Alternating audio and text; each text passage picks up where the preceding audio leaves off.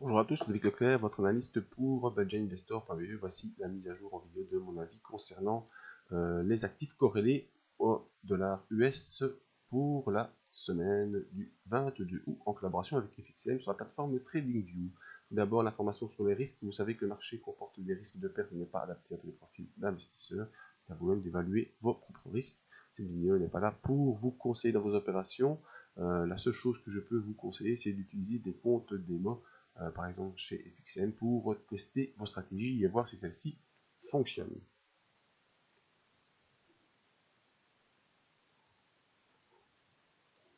Alors, eh bien, la semaine dernière, j'avoue que la vidéo de la semaine dernière, eh bien, j'étais plutôt baissier et voilà, je pensais qu'on allait rejoindre d'abord les 1,1096 avant de faire autre chose.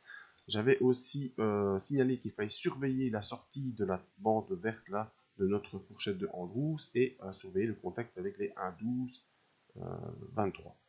Eh bien, c'est plutôt le chemin aussi qui a été choisi. Avec ici, on avait fait un point haut plus haut que le précédent et un point bas moins bas que le précédent. Je vous avais dit aussi de faire attention à ce genre de configuration.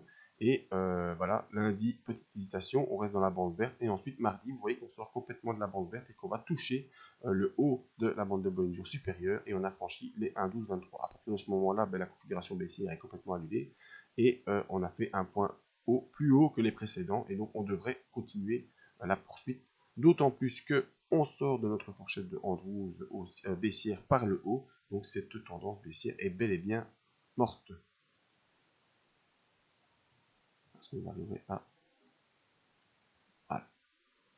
On est plutôt maintenant dans cette tendance haussière qui est confirmée par le passage des 1,1223, les 1,1223 qui deviennent bien sûr un support, vous l'aurez compris. Et maintenant, l'objectif est de rejoindre les 1,1399 qui était la situation de l'euro avant le Brexit. On avait fait plusieurs contacts ici sur les 1,1399, et bien il semblerait qu'on va pouvoir y retourner. Alors, qu'est-ce qu'on peut encore envisager ici? Eh bien, peut-être un petit pullback.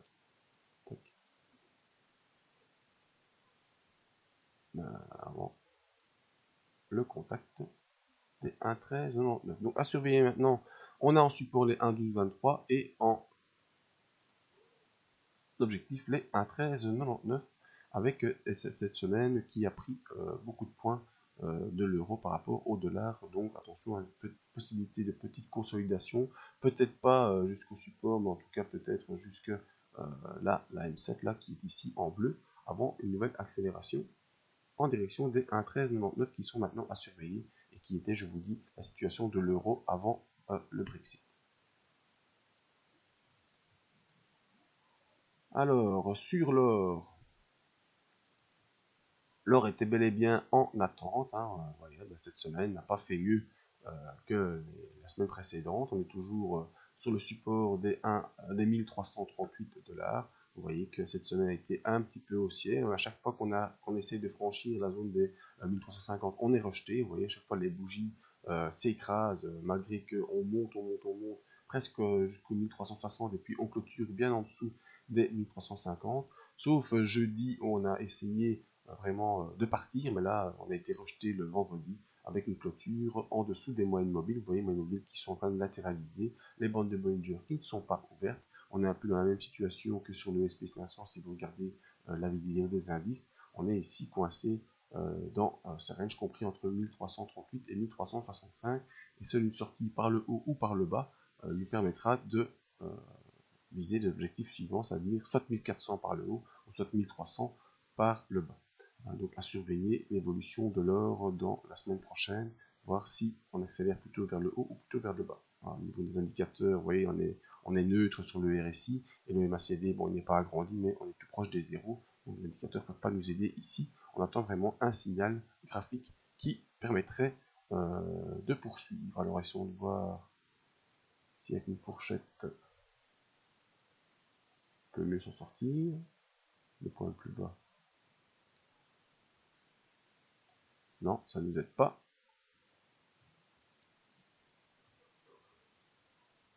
Celle-là va pas nous aider non plus. Maintenant, si je fais une fourchette exagérée,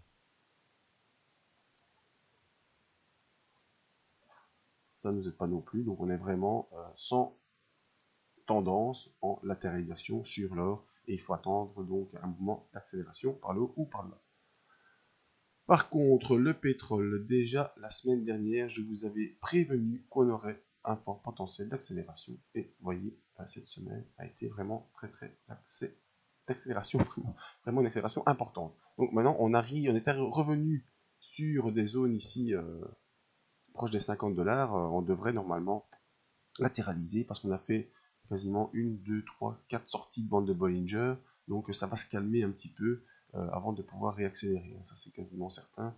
Les indicateurs doivent être en exagération. Ici non, même pas. Le RSI non plus. Bon, on n'est pas en exagération sur les indicateurs d'impulsion, mais ici cette bande de Bollinger qui s'ouvre très fortement devrait un peu consolider avant de rejoindre les derniers sommets à 53,28. Donc ce que j'envisage, c'est une consolidation en direction des 48 avant de connaître certainement une nouvelle accélération en direction des 53,28. Ça, techniquement, c'est ce qui doit être envisagé et on pourrait faire des points donc plus hauts que les précédents, ce qui nous permettrait de viser au minimum les 53,28, voire mieux si ça se poursuit. Les indicateurs ne sont pas surchargés, donc cette petite consolidation est à suivre simplement parce qu'il y aura une prise de bénéfice si on arrive sur des points importants. Vous voyez, mais l'objectif c'est de rejoindre ici les 53,28. Donc le pétrole, consolidation possible avant une nouvelle accélération. Sur l'or, on attend une impulsion qui pour l'instant ne vient pas. Tiens, en tant que je regarde comme ça, bien, on verrait même plutôt. Qu'est-ce qu'on va essayer de se dessiner ici? Ouais, avec ça, il y a peut-être moyen. Bon, il y a peut-être moyen que je prenne un triangle directement. Allez, on va se tenter ça.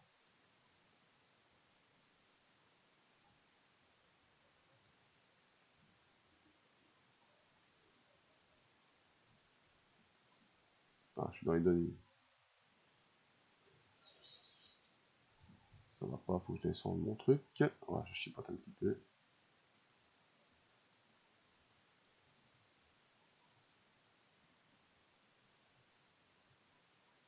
Ouais, je suis pas convaincu parce que je suis en train de vous faire, ça sert à rien. Voilà, simplement il faut attendre cette sortie de consolidation, un peu comme sur le SP500. Voilà, on est là et on attend d'accélérer soit par le haut, soit par le bas. Vous voyez, avec les supports ici, 1338, bon il est un peu plus bas maintenant. 1330, 1365, c'est vraiment le range qu'il faut surveiller. Et une potentielle sortie. Concernant l'euro-dollar, on a vu la grosse accélération qui s'était faite. Peut-être qu'on aura une course en direction de la M7 avant d'aller tester les 1,1396 qui correspondent au plus haut d'avant le Brexit. Voilà, c'était donc mes avis concernant les actifs corrélés au dollar. Venez sur belgiuminvestor.be voir les autres analyses en vidéo. Peut-être venir jeter un coup d'œil dans notre zone membre. Les formations, les demandes d'analyse gratuites, c'est disponible aussi.